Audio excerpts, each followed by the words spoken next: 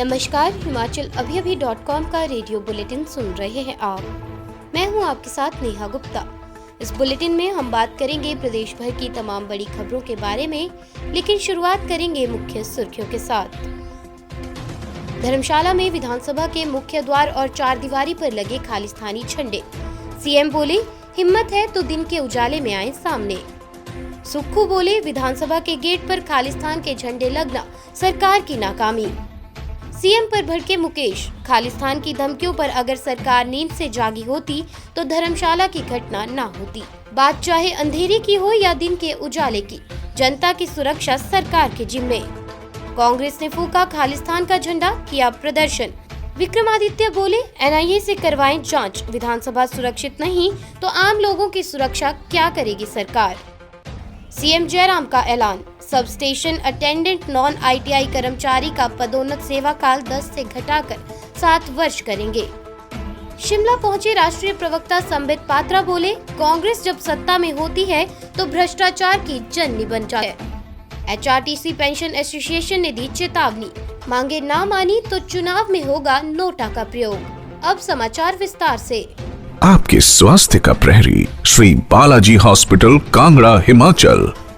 हिमाचल प्रदेश में धर्मशाला विधानसभा के मुख्य द्वार और चारदीवारी पर खालिस्तान के झंडे लगे मिले।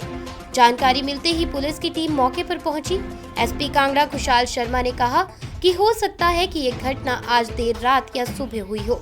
हमने विधानसभा गेट से खालिस्तान के झंडे हटा दिए हैं। ये पंजाब के कुछ पर्यटकों की हरकत भी हो सकती है। हम आज केस दर्ज करने जा रहे हैं।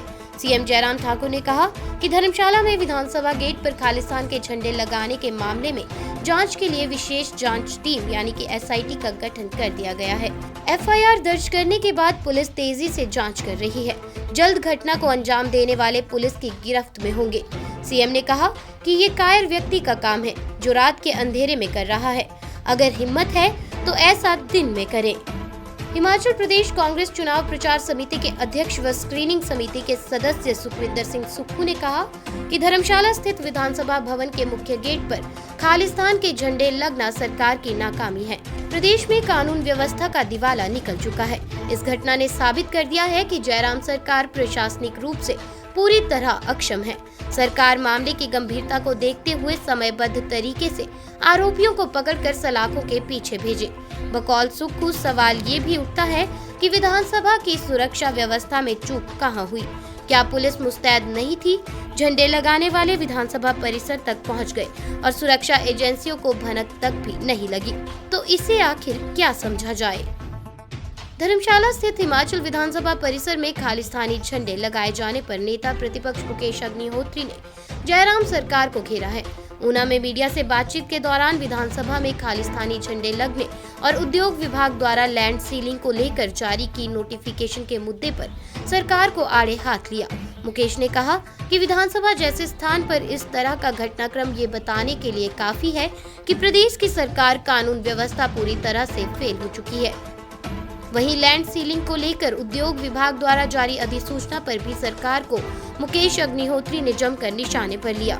मुकेश ने कहा कि प्रदेश की सरकार हिमाचल की जमीनों को बेचने का प्रयास कर रही है और बीजेपी सरकारों में ऐसे प्रयास पहले भी हो चुके हैं। शेष समाचार ब्रेक के बाद।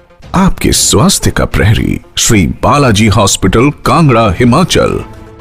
धर्मशाला के तपोवन में विधानसभा गेट पर खालिस्तानी झंडे लगाने और दीवारों पर पेंट से खालिस्तान लिखने के मामले को लेकर प्रदेश में सियासत अब गर्मा गई है। विपक्ष लगातार इस बात को लेकर प्रदेश सरकार और सीएम जयराम ठाकुर पर हमलावर रुख अपनाए हुए है। इसी बीच शिमला ग्रामीण के विधायक विक्रमादित्य सिंह ने खालिस्तान के विरोध में शिमला में धरना प्रदर्शन किया और खालिस्तान का झंडा भी जलाया। कांग्रेस विधायक विक्रमादित्य सिंह ने मामले की जांच एनआईए से करवाने की मांग की है। उन्होंने खालिस्तान को गंभीरता से लेने की बात कही। विक्रमादित्य सिंह ने कहा कि लोकतंत्र के मंदिर विधानसभा में खालिस्तान के झंडे और नारे लिखा होना सरकार की सुरक्षा एजेंसियों पर सवाल खड़े करता है। हिमाचल प्रदेश राज्य विद्युत बोर्ड तकनीकी कर्मचारी संघ के 9वें त्रैवार्षिक साधारण अधिवेशन को संबोधित करते हुए की उन्होंने कहा कि प्रदेश विद्युत बोर्ड सब स्टेशन अटेंडेंट के पद पर कार्यरत नॉन आईटीआई कर्मचारियों के लिए पदोन्नति सेवा काल को 10 वर्ष से घटाकर 7 वर्ष किया जाएगा।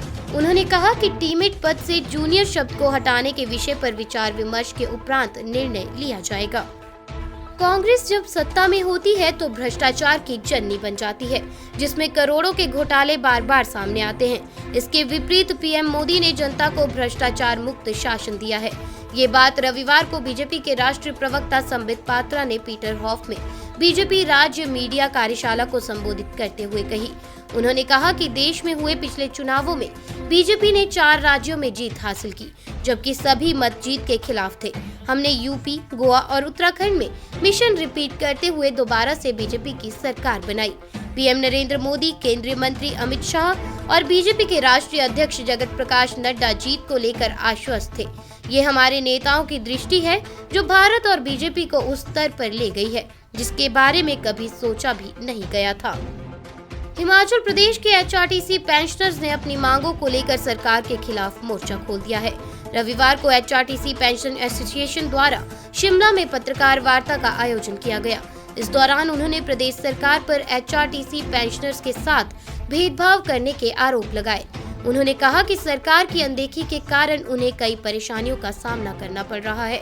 एचआरटीसी पेंशन एसोसिएशन के अध्यक्ष सत्य प्रकाश का कहना है कि आज 80 साल का वृद्ध पेंशन के लिए सड़क पर मारा फिर रहा है, लेकिन फिर भी उनको पेंशन नहीं मिल रही। उन्होंने कहा कि 22 अक्टूबर 2021 में उन्होंने जब कॉन्फ्रेंस की थी तो सरकार ने उन्हें बातचीत के लिए बुलाया था, लेकिन तब से लेकर आज तक उनकी समस्याओं का समाधान नहीं किया गया है।